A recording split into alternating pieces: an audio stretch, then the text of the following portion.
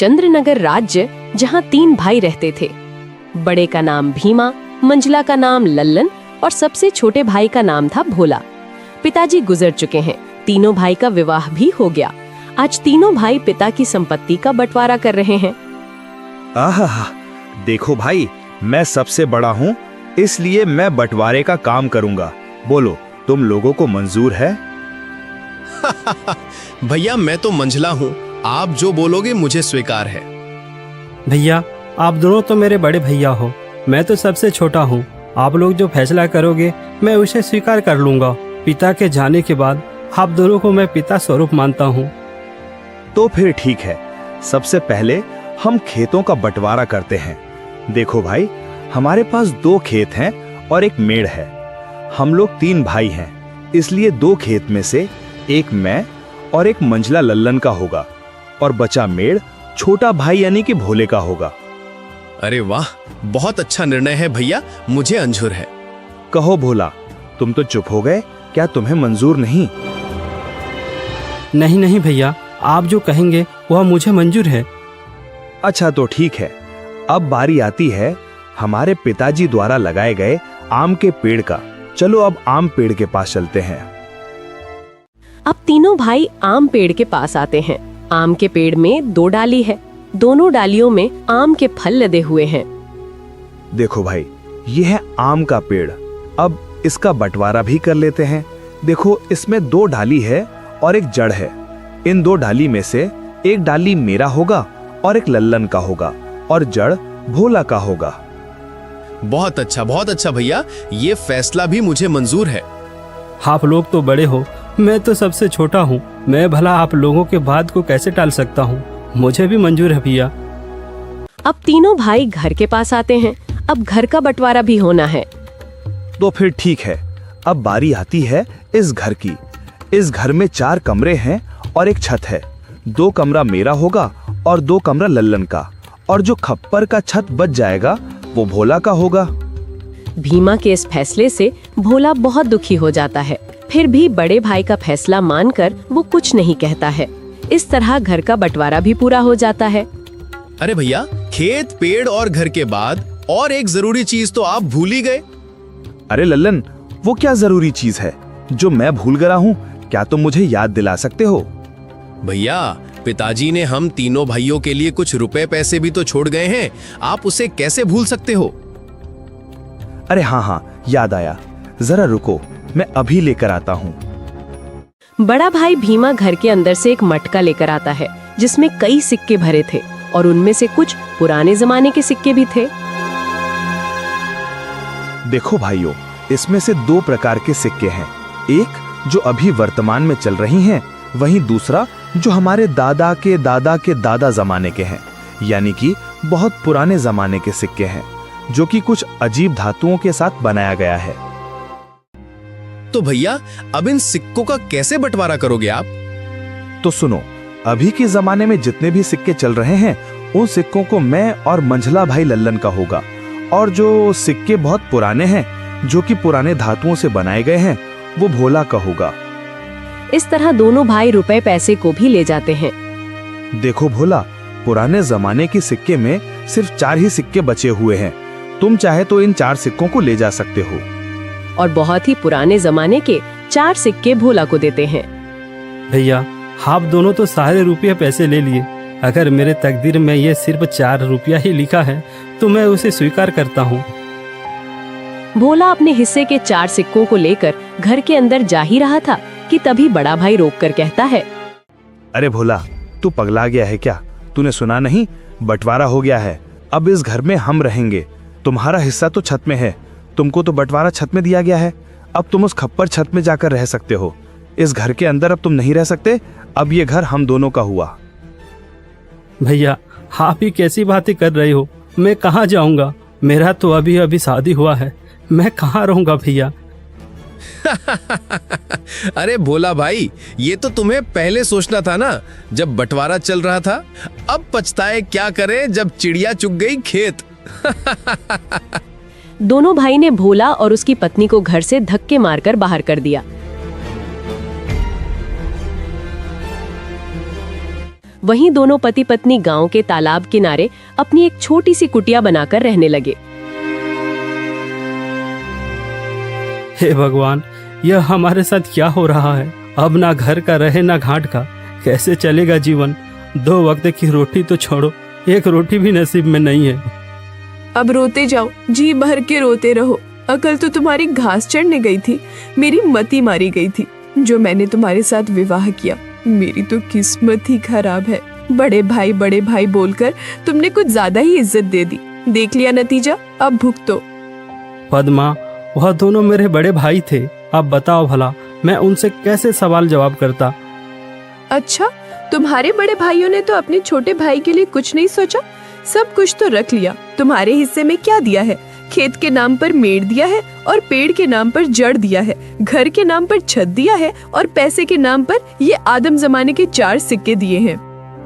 पद्मा, अब बस भी करो, और कितनी ताने मारोगी? अब छोड़ो उन बातों को। चलो छोड़ दिया, अब बताओ आगे का क्या? क्या करोगे, क्या खाओगे, कुछ बताओगे मुझे? अब मैं क्या करूं पद्मा? अब तो मेरे पास कुछ भी नहीं है। एक काम करता हूँ, मैं मुखिया के पास इन पुराने सिक्कों को लेकर जाता हूँ। शायद इन सिक्कों के बदले मुझे कुछ नया सिक्का मिल जाए।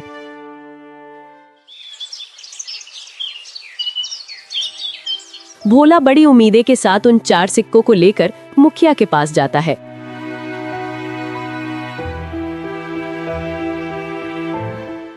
अरे भोला, तुम यहाँ? बताओ कैसे आना हुआ? मुखिया जी, मेरे पास यह सिर्फ 4 सिक्के ही हैं। क्या आप इन सिक्के के बदले मुझे कुछ नए सिक्के दे सकते हैं? अरे भोला, ये सिक्के बेकार हैं, अब ये चलन में नहीं रहा। भला तुम्हें इन सिक्कों के बदले कौन पैसे देगा? सच में तुम बहुत भोला हो। अब मैं क्या करूं? हे भगवान, मैं तो बर्बाद हो गया, मेरा सब कुछ लुट गया। अब देखो भोला, मैंने भी तुम तीनों भाइयों के बंटवारे की बात सुनी है। सुनकर बहुत बुरा लगा। दोनों भाइयों ने तो सब कुछ ले लिया और बदले में तुम्हें कुछ नहीं दिया। ऊपर से उन निर्दयी भाइयों ने तुम्हें घर से भगा भी दिया। हे भगवान, ऐसा भाई तो दुश्मनों को भी ना मिले। अभी क्या करूं मुखिया जी? लगता है मेरी तकदीर में कुछ नहीं है, मेरा मर जाना ही ठीक है। तुम्हारी दुख मुझे देखा नहीं जाता भोला, पता नहीं क्यों। वैसे तो मैं किसी के ऊपर दया नहीं करता, फिर भी तुम्हारा दुख देखकर मेरे जैसे कठोर दिल भी आज पिघल गया। एक काम करो भोला, कल से तुम और तुम्हारी पत्नी मेरे खेतों पर काम करो। मैं जितना मजदूरी दूसरे मजदूरों को देता हूं, उससे ज्यादा मजदूरी मैं तुम दोनों को दूंगा। वैसे भी तुम्हारे पास अभी कोई काम नहीं है। हाँ मुखिया जी, मैं आपके यहाँ काम करूंगा, मेरी पत्नी भी काम करेगी। ठीक है भोला, तो फिर कल सुबह से खेत पर काम के लिए आ जाना। और ये तुम अपने सिक्के अपने पास ही रखो, शायद यही तुम्हारी 4 रुपए की तकदीर वाली निशानी है। भोला उदास होकर वापस अपने कुटिया पर आता है। भोला की पत्नी रास्ता देख रही थी।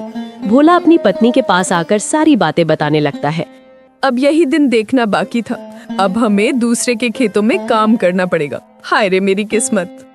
अब देखो पद्मा, तुम ज्यादा ज्ञान मत दो, हमें काम मिला है, कल से काम पर जाना है। इस तरह दिन गुजरता गया। भोला और पद्मा अब मुखिया के खेतों पर काम करने लगे। रोजी रोटी का एक जरिया उन्हें मिल गया। खेतों पर फसल लहलहाने लगी। अरे भैया, इस साल तो हमारा फसल बहुत अच्छा हुआ है। हाँ भाई, इस साल तो बहुत ज्यादा फसल हुआ है। इस साल बहुत आमदनी होगा। अब चलो भैया, अब घर चलते हैं, कल सुबह फिर आएंगे।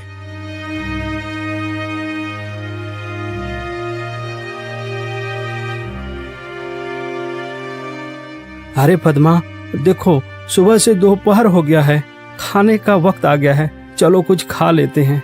वैसे आज खाने में क्या है पद्मा? घर में जो भी थी रूखी सूखी सब ले आई हूँ, जाकर ठूसो। थके हारे भोला और पद्मा दोनों खेत के एक किनारे में बैठकर खाना खाने लगते हैं। अरे पद्मा, क्या हुआ? तुम अचानक खाना क्यों बंद कर दी? नहीं नहीं, कुछ नहीं, मैं तो बस ऐसे ही कुछ सोच रही थी। क्यों पद्मा, क्या हुआ, बताओ भी। देखो ना, हम कितना काम करते हैं सुबह से लेकर शाम तक। ऐसा कब तक चलेगा? क्या तुम्हें नहीं लगता कि हमारा कोई संतान भी हो जो बुढ़ापे में हमारा सहारा हो? हाँ पद्मा, बार बार मैं भी यही सोचता हूँ, पर क्या करें, यह सब हमारे हाथ में नहीं, यह तो ऊपर वालों के हाथ में है।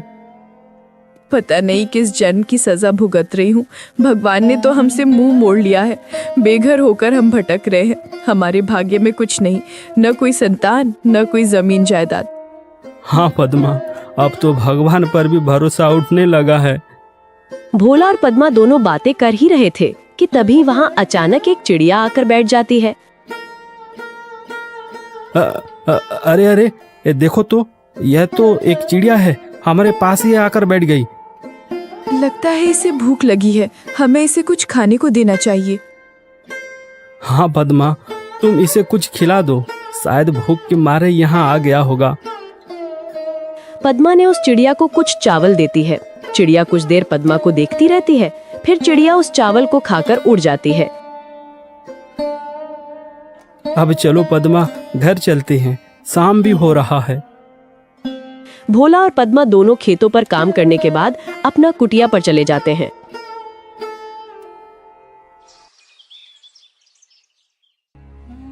सुनिए भोला जी, ये फावड़ा उठाओ और मेरे साथ चलो। पर कहाँ? तुम फावड़ा लेकर कहाँ जाने की बातें कर रही हो? ज्यादा सवाल जवाब नहीं, मेरे साथ चलो, आज कुछ जरूरी काम करनी है। क्या? कोई जरूरी काम, वो भी इस वक्त, रात को? हाँ जी, आज हम वो काम करने जा रहे हैं जिसे आपको पहले ही कर लेना चाहिए था। पद्मा के कहने पर भोला फावड़ा उठाता है। दोनों पति पत्नी अपने उस खेत के मेड़ पर आते हैं जो उन्हें बंटवारे पर मिला था। पद्मा, यह तो हमारा मेड़ है, और वहाँ पर जो फसल लगी है, जहाँ पानी भरा हुआ है, वह तो मेरे दोनों बड़े भाइयों का खेत है, और हम जहाँ खड़े हैं यही हमारा मेड़ है। इसलिए तो मैं तुमको यहाँ लेकर आई हूँ बुद्धू।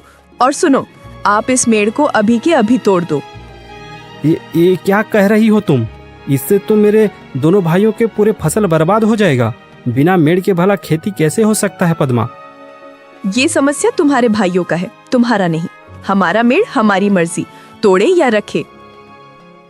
अरे वाह पद्मा वाह, मुझे पता नहीं था, तुम तो बड़ी होशियार हो, अब मुझे समझ में आ गया।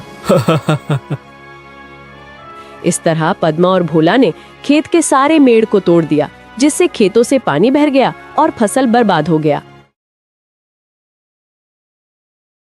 अगली सुबह जब दोनों भाई खेत पर पहुंचते हैं, हे भगवान, ये क्या हो गया? हमारे सभी फसल तो बर्बाद हो गया।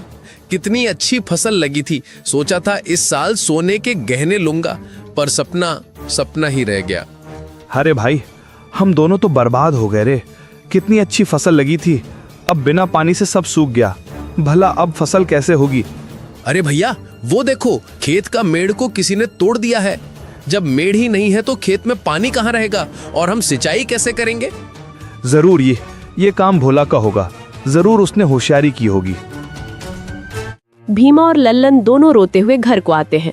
घर आकर अपनी पत्नियों को सारी कहानी बताने लगते हैं। अरे ये क्या हो गया? देखो जी, मेरी बात सुनो। अगर फसल बर्बाद हो गया है तो कोई बात नहीं, हमारा आम का पेड़ तो है। हाँ, तुमने बिल्कुल सही कहा, पर अभी आम पकने को कम से कम 12 से 15 दिन और लगेगा। हाँ भैया, जब आम पक जाएंगे तो हम उसे बाजार ले जाकर अच्छे पैसे कमा सकते हैं। हाँ लल्लन, तुम बिल्कुल ठीक कह रहे हो। अब यही एक रास्ता बचा है, वरना हम सब भूखे मर जाएंगे।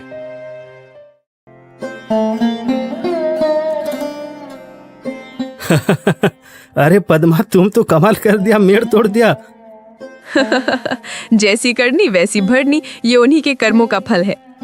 सुनो जी, आज रात हमें और एक काम करना है। अरे पद्मा, इस बार क्या करना है? अरे बुद्धू, तुम अब देखते जाओ, वो तुम्हें शाम होने के बाद ही बताऊंगी। जैसे ही शाम हुआ, पद्मा और भोला दोनों कुल्हाड़ी लेकर उस आम के पेड़ के नीचे पहुंच जाते हैं जो उन्हें बंटवारे पर मिला था। सुनो जी, क्या यही वो आम का पेड़ है? हाँ पद्मा, यही तो बंटवारे वाला आम का पेड़ है। एक डाल पर बड़े भैया और एक डाल पर मंझला भैया का अधिकार है। तो फिर हमारा हिस्सा कौन सा है? अरे पद्मा, मैंने तो पहले ही तुम्हें बता दिया था कि हमारा हिस्सा सिर्फ जड़ है, इसके अलावा और कुछ भी नहीं। तो फिर ठीक है, इस पेड़ का जड़ तो हमारा है, इसलिए इस जड़ को रखे या काटे हमारी अपनी मर्जी। दोनों पति पत्नी आम के पेड़ को काट देते हैं। आम का पेड़ नीचे जमीन पर गिर जाता है। एक जोरदार आवाज होता है। भीमा और लल्लन दौड़कर पेड़ के पास आते हैं। भोला और पद्मा को दोनों भाई पकड़ लेते हैं। अच्छा, तो तू है भोला, तू हमसे बदला ले रहा है। आज तो तेरा खैर नहीं, तुझे तो इसकी सजा जरूर मिलेगी। अरे रुको भैया, हम इन दोनों को राजा के पास ले चलते हैं और इनको कौड़े की मार वाला सजा दिलवाते हैं। हाँ, बिल्कुल ठीक कहा लल्लन तुमने। भोला और पद्मा को दोनों भाई रात भर कमरे में बांध कर रखते हैं।